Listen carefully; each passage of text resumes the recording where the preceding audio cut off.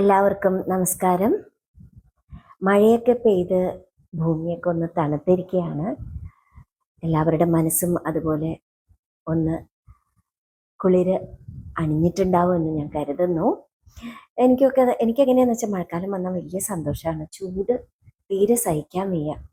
അപ്പോൾ മഴ പെയ്തപ്പോൾ ഞാൻ ശരിക്കും പറയില്ലേ, മയിലൊക്കെ ഇങ്ങനെ നൃത്തമാടുന്നു എന്ന് പറയുന്ന പോലെയാണ് എൻ്റെ മനസ്സിന് വെറുതെ എന്തൊക്കെയോ ഒരു സന്തോഷമൊക്കെ തോന്നി തുടങ്ങും കേട്ടോ.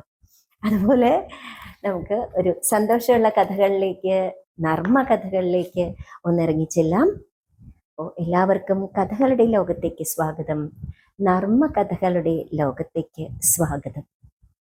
ശ്രീ ഗോപിനാഥ് പനങ്ങാടിൻ്റെ ഹാസ്യം ഗോപിനാഥം എന്ന പുസ്തകത്തിലെ അടുത്ത കഥയാണ് ഞാൻ വായിക്കാൻ പുറപ്പെടുന്നത്. കഥയുടെ പേര് ഞങ്ങൾ നിഷ്കളങ്കർ. ആരൊക്കെയാണ് ഈ നിഷ്കളങ്കർ എന്നൊന്ന് നോക്കാട്ടോ നമുക്ക്. അദ്ദേഹം എന്താ പറയണെന്ന് കേൾക്കണ്ടേ? കേട്ടു നോക്കൂ. ഞങ്ങൾ നിഷ്കളങ്കർ. നിഷ്കളങ്കരായ ജനങ്ങളുള്ള ഒരു ഗ്രാമത്തിലാണ് ഞാൻ ജനിച്ചത്. അതുകൊണ്ടാണ് ഞാനും നിഷ്കളങ്കനായി പോയത്. ഞങ്ങളുടെ നിഷ്കളങ്കതയെക്കുറിച്ച് അനേകം കഥകളുണ്ട്. ഞാൻ പനങ്ങാട് പള്ളി സ്കൂളിൽ 3ാം ക്ലാസ്സിൽ പഠിക്കുന്ന കാലത്താണ് ഞങ്ങളുടെ ദ്വീപിൽ ആദ്യമായി ഒരു മന്ത്രി വന്നത്. മന്ത്രിയല്ല, മന്ത്രിമാരിലെ മസാല ദോശയായ സാക്ഷാൽ മുഖ്യമന്ത്രി. അദ്ദേഹത്തിന് വരവേൽപ്പ് നൽകാൻ ഞങ്ങളുടെ ഗ്രാമം ഉണർന്നു. ദ്വീപു നിവാസികൾ ഒരു മന്ത്രി മഹോദയനെ ജീവനോടെ കാണാൻ പോകുന്നതും ആദ്യമായാണ്. അതിനു മുമ്പ് നാട്ടുകാർ ദീനബന്ധു പത്രത്തിൽ പടമായും മാത്രമേ ഒരു മന്ത്രി മുഖ കമലം ദർശിച്ചിരുന്നുള്ളൂ. ഈ പത്രം മാത്രമേ അന്ന് പനങ്ങാട് വന്നിരുന്നുള്ളൂ. പത്രം വരുത്തിയിരുന്നവർ 11 പേർ മാത്രം. പത്രം കൊണ്ടുവരുന്ന വ്യക്തിയെ പത്രാധിപർ എന്നാണ് ഞങ്ങൾ വിളിച്ചിരുന്നത്. സാക്ഷാൽ പത്രാധിപർ AP ഉദയഭാനു ആയിരുന്നു എങ്കിലും. മുഖ്യമന്ത്രി ആഗതനാകുന്നതിന് മണിക്കൂറുകൾക്ക് മുമ്പേ ഒരു ബോട്ട് നിറയെ ഇരുമ്പ് തൊപ്പി ധരിച്ച പോലീസുകാർ കൂമ്പയിൽ ജെട്ടിയിൽ ഇറങ്ങി. Malabar special police. അത്തരം ഇരുമ്പ് കഷണ്ടിയുള്ള പോലീസുകാരെയും ജനം ആദ്യമായി കാണുകയായിരുന്നു. ഉച്ച കഴിഞ്ഞപ്പോൾ മുതൽ ജനങ്ങൾ പൂമാലകളുമായി കായലോരത്തേക്ക് ഒഴുകിത്തുടങ്ങി. ചിലരുടെ കൈകളിൽ നിവേദനങ്ങളും ഉണ്ടായി. പാലവും വൈദ്യുതിയും പൈപ്പ് വെള്ളവുമായിരുന്നു നിവേദന വിഷയങ്ങൾ. ഈ 3 സൗകര്യങ്ങളും അന്ന് പനങ്ങാട് ഗ്രാമത്തിൽ ഉണ്ടായിരുന്നില്ല. അതാ അവസാനം ബോട്ട് ദൂരെ കാണാറായി. കായലിലെ കൊച്ചോളങ്ങളിൽ ചാഞ്ചാടി അത് മെല്ലെ ജെട്ടിയിലടുത്തു. കൗതുകം ലഹരിയായി വളർന്ന ജനത്തെ ചട്ടി പോലീസ് പണിപ്പെട്ട് നിയന്ത്രിച്ചു. മുഖ്യമന്ത്രിയുടെ പാർട്ടി അനുഭാവികൾ അദ്ദേഹത്തിനും പാർട്ടിക്കും കി ജയ് വിളിച്ചു. ഒരു രാഷ്ട്രീയവും വശമില്ലാതിരുന്ന ഞങ്ങൾ കുട്ടികൾ അത് ഏറ്റു വിളിച്ചു. കിന്നരിത്തൊപ്പിയും തിളങ്ങുന്ന അരപ്പട്ടയുമൊക്കെ ധരിച്ച ആജാന ബാഹു ബോട്ടിൽ നിന്ന് കരയിലേക്ക് ഇറങ്ങി. മാലകൾ അദ്ദേഹത്തിന്റെ കഴുത്തിൽ വീണു. മാലപ്പടക്കങ്ങൾ പൊട്ടി. രാജകീയ വേഷധാരി നിന്നു വിയർത്തു. മുഖ്യമന്ത്രിയാണെന്ന് ധരിച്ച കക്ഷി മുഖ്യമന്ത്രിയുടെ ശിപായി ആയിരുന്നു. അയ്യോ, മുഖ്യമന്ത്രിയാണെന്ന് ധരിച്ച് മുഖ്യമന്ത്രിയുടെ ശിപായി ഇറങ്ങിയപ്പോഴേക്കുള്ള മാലപ്പടക്കം മുഴുവനും പൊട്ടിച്ചു തീർത്തു. മുഖ്യമന്ത്രി ബോട്ടിൽ നിന്ന് ഇറങ്ങിയിട്ടുണ്ടായിരുന്നില്ല. ഇനി ബാക്കി ഒരു കൊച്ചു കഥയും കൂടെ അതിൽ എഴുതിയിട്ടുണ്ട്, നമുക്ക് വായിച്ചു നോക്കാം കേട്ടോ. ഏതാനും നിഷ്കളങ്കർ സിനിമ കാണാൻ പോയ കഥയാണ് അടുത്തത്. ശ്രീ അയ്യപ്പ ടാക്കീസ് അന്ന് നിലവിൽ ഇല്ലാതിരുന്നതിനാൽ ഇവർ 3 കുടുംബങ്ങൾ ജലമാർഗം തൃപ്പൂണിത്തുറയിലാണ് സിനിമ കാണാൻ പോയത്. വഞ്ചി കരയിലടുപ്പിച്ച് ഒരു കുറ്റിയിൽ കെട്ടി കുടുംബാംഗങ്ങൾ അടുത്ത് കണ്ട് ചായപ്പീടികയിൽ കയറി ചില്ലലമാരയിൽ ഇരുന്ന് ലല്ലലലം ചിരിച്ചുകൊണ്ടിരുന്ന പലഹാരങ്ങളിൽ നിന്ന് ഗോളാകൃതി ഉള്ളവ തിരഞ്ഞെടുത്ത് ഇഷ്ടം പോലെ ഭക്ഷിച്ചു. ഓ, എന്തൊരു മധുരം! ഇത്ര രുചിയുള്ള അവലോസുണ്ട ഇതിനു മുമ്പ് തിന്നിട്ടില്ല. അവസാനം കണക്ക് വന്നപ്പോൾ വലിയൊരു തുക. സിനിമ കാണാൻ കാശ് തികയാതെ അവർ വഞ്ചി അഴിച്ച് നാട്ടിലേക്ക് തുഴഞ്ഞു മടങ്ങി. ഗോളങ്ങൾ അവലോസുണ്ട ആയിരുന്നില്ല, ലഡ്ഡു ആയിരുന്നു. നിഷ്കളങ്കരായ മനുഷ്യരുടെ കഥ. ആ കഥയും അവിടെ അവസാനിക്കുന്നു. അടുത്ത കഥ ഭക്തജനങ്ങളെ ഓടരുത്. ഇനി അതെന്താന്ന് നോക്കാട്ടോ. കാമോത്ത് ഭഗവതിയെ പനങ്ങാട് ഗ്രാമവാസികളായ ഞങ്ങൾ ദേശദേവതയായാണ് ആരാധിച്ചിരുന്നത്. ഉത്സവ ദിനങ്ങളിൽ വിശാലമായ ക്ഷേത്ര പരിസരം മുഴുവൻ ജനസമുദ്രമാകും. ദൂരദേശങ്ങളിൽ നിന്ന് പോലും ഈ ദിവസങ്ങളിൽ ബന്ധുമിത്രാദികൾ ഉത്സവം കൂടാനെത്തും. ഉത്സവത്തിന്റെ ആദ്യ ദിനങ്ങളിൽ ഒരു ആനയെ ഉണ്ടാവുകയുള്ളൂ. എന്നാൽ മഹോത്സവത്തിന്റെ അന്ന് 7 ആനകൾ സമയങ്ങളോടെ മൈതാനം നിരന്നു നിൽക്കും. ആദ്യ ദിവസത്തെ കാര്യമാണ് പറയാൻ പോകുന്നത്. ഒരു ഉഗ്രൻ ആനയായിരുന്നു അന്നത്തെ താരം. ഒരു കേമൻ ഗജവീരൻ. ഒരു കറുത്ത പർവ്വതം കണക്കെ അവൻ ഒരു കോണിൽ ശാന്തനായി നിന്ന് പനയോല തിന്നുന്നത് കണ്ടാണ് ജനം അമ്പലപ്പരപ്പിൽ നിരന്നത്. ഇന്നത്തെ പോലെ ആനകളുടെ കഴുത്തിൽ പേരെഴുതിയ ലോക്കറ്റ് തൂക്കിയിടുന്ന പരിപാടിയൊന്നും അക്കാലത്ത് ഉണ്ടായിരുന്നില്ല. ഓട്ടം തുള്ളൽ തുടങ്ങിയ ചില പ്രാദേശിക കലാരൂപങ്ങൾ നടക്കുമ്പോൾ കാണികൾ പരസ്പരം സംസാരിക്കുകയും കപ്പലണ്ടി, കളർ മിഠായി മുതലായവയിൽ അഭയം തേടുകയും ചെയ്തു. ഇനി അരങ്ങേറാനുള്ള പുണ്യപുരാണ ബാലയായിരുന്നു അവരുടെ നോട്ടം. ആന ഘനഗംഭീരനായി നിന്ന് പനയോല തിന്നുന്ന കാഴ്ച കണ്ട് അധികം അകലെയല്ലാത്ത ഉത്സവ സ്പെഷ്യൽ നിൽപ്പനടി ചാരായ വിതരണ കേന്ദ്രം സന്ദർശിച്ച പാപ്പാന്മാർ തിരിച്ചു വന്നപ്പോൾ ഞെട്ടി. ആനയെ കാണാനില്ല. കാണാതെ പോകാൻ പറ്റിയ ഒരു മൃഗമേ. പാപ്പാന്മാർ ഉത്സവ കമ്മിറ്റി ഓഫീസിൽ വിവരം അറിയിച്ചു. ഉടനെ കാലുറയ്ക്കാത്ത ഭാരവാഹികളിൽ ഒരാൾ കോളാമ്പി മൈക്കിലൂടെ അനൗൺസ് ചെയ്തു, ഭക്തജനങ്ങളെ, ഓടരുത്, ആനയെ കാണാതായിരിക്കുന്നു. കണ്ടുകിട്ടുന്നവർ ഉടനെ ആനയെ ഉത്സവ കമ്മിറ്റി ഓഫീസിൽ എത്തിക്കേണ്ടതാണ്. പിന്നീട് അവിടെ നടന്നത് എ സിറ്റി ഇൻ ഫയർ എന്ന ഇംഗ്ലീഷ് ചിത്രത്തിൽ ഉള്ളതുപോലുള്ള ചില രംഗങ്ങളാണ്. ഓട്ടത്തിനിടയിൽ ആരോ വയറിൽ ചവിട്ടിയപ്പോൾ വഴി ലൈറ്റുകൾ എന്നറിയപ്പെട്ടിരുന്ന ട്യൂബ് ലൈറ്റുകൾ കണ്ണടച്ചു. പുണ്യപുരാണ ബാലയ്ക്ക് വേണ്ടി അണിഞ്ഞൊരുങ്ങിയ പെൺകിടാങ്ങൾ ചിലങ്ക കിലുക്കി ഓടിയത് ആനച്ചങ്ങലയുടെ ശബ്ദമായി മൈക്കിലൂടെ വന്നു. 5 മിനിറ്റിനകം അമ്പലമുറ്റം വിജനം. ഭക്തജനങ്ങളെ, ഓടരുത്, ആനയെ കിട്ടി, അടുത്ത പറമ്പിലുണ്ടായിരുന്നു, അതുകൊണ്ട് എല്ലാവരും തിരിച്ചു വരിക, ബാലെ ഉടനെ ആരംഭിക്കുന്നതാണ്. ആ അറിയിപ്പ് കേൾക്കാൻ ഏതാനും പേർ മാത്രമേ പരിസരത്ത് ശേഷിച്ചിരുന്നുള്ളൂ. അവരാകട്ടെ ആലിന്റെ ഉച്ചിയിലും അമ്പലത്തിന്റെ മോന്തായത്തിലും അമ്പലക്കുളത്തിലും ആയിരുന്നു. അമ്മ പഠിച്ചിരുന്ന സ്കൂളിലെ ഹെഡ് മാഷ് ഇരുട്ടിൽ ഭാര്യയുടെ കൈ പിടിച്ചുകൊണ്ട് കുറേ ദൂരം ഓടി. തിരിഞ്ഞു നോക്കിയപ്പോഴാണ് അറിയുന്നത് അത് വേറെ ആരുടെയോ ഭാര്യയാണെന്ന്. ഈശ്വര. ആ കഥ തൽക്കാലം അവിടെ തീർന്നിരിക്കുകയാണ്. അടുത്ത് ഇനിയും വരുന്നുണ്ട്, എന്താ നോക്കട്ടെ കേട്ടോ. ക്ഷേത്ര മൈതാനത്തിന്റെ വടക്ക് പടിഞ്ഞാറേ മൂലയിൽ സ്കൂളിന് മുൻപിൽ ഞങ്ങൾക്ക് ഒരു വോളിബോൾ കോർട്ട് ഉണ്ടായിരുന്നു. അത് സ്കൂൾ വകയായിരുന്നില്ല. ഞങ്ങൾ ഏതാനും പൂർവ്വ വിദ്യാർത്ഥികൾ വൈകുന്നേര വിനോദത്തിനായി തയ്യാറാക്കിയതായിരുന്നു. 2 ടീമുകളും നെറ്റിനപ്പുറവും ഇപ്പുറവും നേർക്കുനേർ നിന്നാൽ കോർട്ട് ശബ്ദായമാനമാകും. വോളിബോൾ കളിക്ക് ശേഷം ഞങ്ങൾ നെറ്റ് അഴിച്ചുമാറ്റി പഞ്ചസാര മണലിൽ വട്ടത്തിലിരുന്ന് അടുത്ത ചായപീടികയിൽ നിന്ന് വരുത്തിയ പപ്പടവട, പരിപ്പുവട തുടങ്ങിയവയോടൊപ്പം ചായ കുടിക്കും. ഓരോരുത്തരുടെ വകയായി റൊട്ടേഷൻ അടിസ്ഥാനത്തിലായിരുന്നു ചെലവ്. സ്വന്തമായി കാശുണ്ടാക്കാൻ തുടങ്ങിയിട്ടില്ലാത്ത വിദ്യാർത്ഥി സുഹൃത്തുക്കൾക്ക് വേണ്ടി എംപ്ലോയിഡ് സീനിയേഴ്സ് ആണ് ചായ സൽക്കാരം സ്പോൺസർ ചെയ്തിരുന്നത്. ചായ സൽക്കാരത്തിനിടയിൽ തമാശ കഥകളും പരദൂഷണവുമായി അന്തരീക്ഷം ഫലിതസാന്ദ്രമാകും.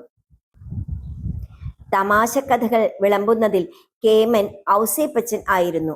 എന്നെന്നും ഓർമ്മിച്ച് ചിരിക്കാവുന്ന ചില വീരകഥകളിലെ നായകനുമായിരുന്നു ഔസേപ്പച്ചൻ. ഉത്സവ ദിവസങ്ങളിലും ഞങ്ങൾ വോളിബോൾ കളി മുടക്കാറില്ല. എന്നാൽ മഹോത്സവ ദിവസം മാത്രം കളിക്ക് അവധി നൽകും. അന്ന് മൈതാനം നിറയെ ജനങ്ങളായിരിക്കും. മഹോത്സവ തലേന്ന് ഞങ്ങൾ വോളിബോൾ കളിക്കുള്ള പ്രാരംഭമായി നെറ്റും കയറും കെട്ടിക്കൊണ്ടിരുന്നപ്പോഴാണ് വടക്ക് നിന്നൊരു ചങ്ങല കിലുക്കം കേട്ടത്. 3 ആനകളാണ് നടന്നു വന്നത്. പല സൈസിലുള്ള ഗജവീരന്മാർ. ഞങ്ങളുടെ ഗ്രൗണ്ടിനടുത്തുള്ള ചായപ്പീടികയുടെ സമീപത്ത് ആനകളെ നിശ്ചലമാക്കിയതിനു ശേഷം പാപ്പാന്മാർ ചായ കുടിക്കാനുള്ള ശ്രമമായി. ഔസേപ്പച്ചൻ പാപ്പാന്മാരോട് സ്നേഹം കൂടി. 7 ആനകൾ ഉണ്ടാകുമെന്ന് പറഞ്ഞിട്ട് 3 ആനകളല്ലേ വന്നുള്ളൂ? പാപ്പാന്മാർ. ബാക്കിയുള്ള ആനകൾ കുറച്ചു കഴിയുമ്പോൾ എത്തും. ഔസേപ്പച്ചൻ. എന്നെ ഒന്ന് ആനപ്പുറത്ത് കയറ്റാമോ? പാപ്പാന്മാരിൽ ഒരാളോട് ഔസേപ്പച്ചൻ ചോദിച്ചു. കയറ്റാം, പക്ഷെ 25 രൂപ തരണം. ഔസേപ്പച്ചനും പാപ്പാനും കൂടെ കച്ചവടം ഉറപ്പിച്ചു. ഏത് ആനയുടെ പുറത്താണ് കയറേണ്ടത്? കൂട്ടത്തിൽ വലിയ ആനയെ ഔസേപ്പച്ചൻ ചൂണ്ടിക്കാണിച്ചു. അത് വേണ്ട, അവൻ 5-6 ആളുകളെ കൊന്നിട്ടുള്ളവനാ, പാപ്പാൻ നിരുത്സാഹപ്പെടുത്തി. വലിപ്പത്തിൽ രണ്ടാമനായ ആനയാണ് ഔസേപ്പച്ചനു വേണ്ടി തിരഞ്ഞെടുക്കപ്പെട്ടത്. വോളിബോൾ കളിവേഷത്തിൽ ബനിയനും നിക്കറും ധരിച്ചു നിന്നിരുന്ന ഔസേപ്പച്ചൻ ആ വേഷത്തിൽ തന്നെ ആനയെ സമീപിച്ചു. പാപ്പാൻ വടിയും തോട്ടിയും ഒക്കെയായി ആനയുടെ കൊമ്പിൽ പിടിച്ചു നിന്നതിനാൽ ധൈര്യത്തിലായിരുന്നു ഔസേപ്പച്ചൻ. മുൻകാലുകൾ നീട്ടി തല താഴ്ത്തി നിന്ന ആനയുടെ ചെവിയിൽ തൂങ്ങി എങ്ങും എത്താതെ നിലകൊണ്ട പൊക്കം കുറവായ ഔസേപ്പച്ചനെ സഹപാപ്പാന്മാർ തള്ളി ആനയുടെ കഴുത്തിന് മുകളിലേക്ക് ചുമന്ന് കയറ്റി.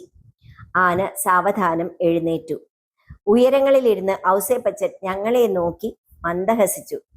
കണ്ടോടാ മക്കളെ, ഇനിയാണ് രസം. പാപ്പാന്മാർ ഓരോ വടി ആനക്കാലുകളിൽ ചാർത്തി ചായപ്പീടികയിലേക്ക് കയറി. തൊട്ടപ്പുറത്ത് നിന്നിരുന്ന ആളെ കൊല്ലി എന്ന ആന നനഞ്ഞ തുമ്പിക്കൈ നീട്ടി ഔസേപ്പച്ചന്റെ തുടയിൽ തൊട്ടു. ആനക്കണ്ണിലെ ക്രൗര്യം കണ്ടപ്പോൾ ഔസേപ്പച്ചന്റെ മുഖം വിളറി.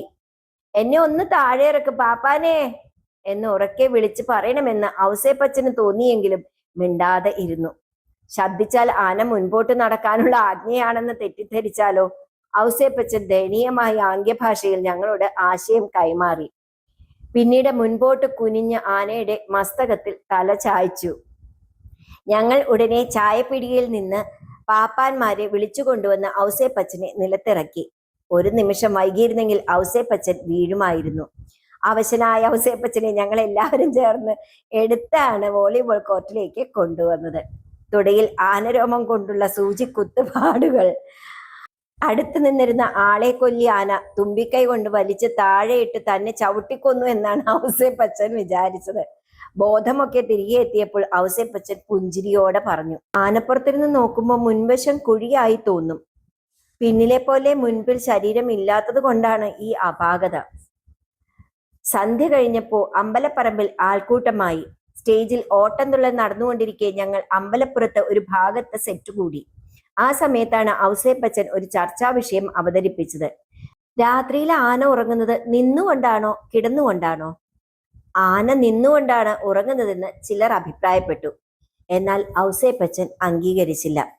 ആന പാതിരാത്രി കൃത്യം 12 മണിക്ക് കിടന്ന് തുമ്പിക്കൈയുടെ അറ്റം വായിൽ വച്ചാണ് ഉറങ്ങുക, ഔസേപ്പച്ചൻ പറഞ്ഞു.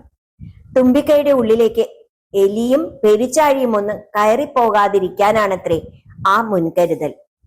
12 മണിക്ക് കാര്യം ബോധ്യപ്പെടുത്തി തരാമെന്നും അല്ലാത്ത പക്ഷം എല്ലാവർക്കും ഹലുവ വാങ്ങിത്തരാമെന്നും ഔസേപ്പച്ചൻ ഏറ്റു. ഞങ്ങൾ അമ്പല മൈതാനത്തിന്റെ ഒരു കോണിലിരുന്നു. രാത്രി ആന പരിശോധനയ്ക്ക് പോകേണ്ടതാണല്ലോ. 12 മണി കഴിഞ്ഞപ്പോൾ ഔസേപ്പച്ചന്റെ നേതൃത്വത്തിൽ ഞങ്ങൾ ആനക്കമ്മീഷൻ ആനകളെ തളച്ചിരുന്ന പറമ്പിലേക്ക് നീങ്ങി. കൂട്ടത്തിൽ ഏറ്റവും വലിയ കൊമ്പൻ അവിടെയാണ് ബന്ധനസ്ഥനായിരുന്നത്. മത്സരത്തിൽ ഔസേപ്പച്ചൻ ജയിച്ചു. ആന കിടക്കുകയായിരുന്നു. ഇരുട്ടായിരുന്നതിനാൽ തുമ്പിക്കൈയുടെ അഗ്രം കാണാൻ കഴിയുന്നില്ല. മാത്രമല്ല ഒരു മല പോലെ കിടന്നിരുന്ന ഗജവീരന്റെ മുൻവശവും പിൻവശവും വ്യക്തമായില്ല. ഞാൻ പോയി നോക്കി വരാം, ഔസേപ്പച്ചൻ പറഞ്ഞു. ഞങ്ങൾ നിരുത്സാഹപ്പെടുത്തി. വേണ്ട, അത് അപകടമാണ്. ഹേയ്, പേടിക്കാനൊന്നുമില്ല. വലിയ ശരീരമായതിനാൽ ആനയ്ക്ക് വേഗത്തിൽ എഴുന്നേൽക്കാൻ കഴിയില്ല. കുറെ സമയമെടുത്ത് സാവധാനത്തിലാണ് ആന എഴുന്നേൽക്കുന്നത്. ഔസേപ്പച്ചൻ തന്റെ ആന വിജ്ഞാനം അവതരിപ്പിച്ചു. നിങ്ങൾക്ക് ആർക്കെങ്കിലും ആനയെ ഒന്ന് തൊടാൻ ധൈര്യമുണ്ടോ? ഔസേപ്പച്ചന്റെ വെല്ലുവിളി. ഞങ്ങൾ മൗനം പാലിച്ചു. എന്നാൽ കണ്ടോളൂ, ഞാനിതാ ആനയെ തൊടാൻ പോകുന്നു. ഔസേപ്പച്ചൻ ചൂണ്ടുവിരൽ തോക്കുപോലെ നീട്ടിപ്പിടിച്ച് അടിവെച്ച് ആനയുടെ അടുത്തേക്ക് നീങ്ങി. പെട്ടെന്നാണ് അത് സംഭവിച്ചത്. ഞങ്ങളുടെ സംഘത്തിലെ ഒരംഗം പതുങ്ങിച്ചെന്ന് ഔസേപ്പച്ചന്റെ തോളിൽ പിടിച്ച് ശക്തമായി ഒരു തള്ളു കൊടുത്തു. ഓർക്കാപ്പുറത്തുള്ള തള്ളലിൽ ഔസേപ്പച്ചൻ പാഞ്ഞുപോയി ആനയുടെ ദേഹത്ത് വീണു. സംഭവത്തിന്റെ ഗൗരവം മനസ്സിലാക്കിയ ഞങ്ങൾ ജീവനും കൊണ്ട് അവിടെ നിന്ന് ഓടി. എല്ലാവരും ഞെട്ടിവിറച്ചു. പാവം ഔസേപ്പച്ചനെ ആന കൊന്നു കാണും എന്ന് ഞങ്ങൾ ഭയപ്പെട്ടു. ഏറെ സമയം കഴിഞ്ഞിട്ടും ആനപ്പറമ്പിൽ നിന്ന് അനക്കമൊന്നും ഇല്ലെന്ന് മനസ്സിലായപ്പോൾ ഞങ്ങൾ മടങ്ങിച്ചെന്നു. അത്ഭുതം, ആന അപ്പോഴും കിടപ്പാണ്.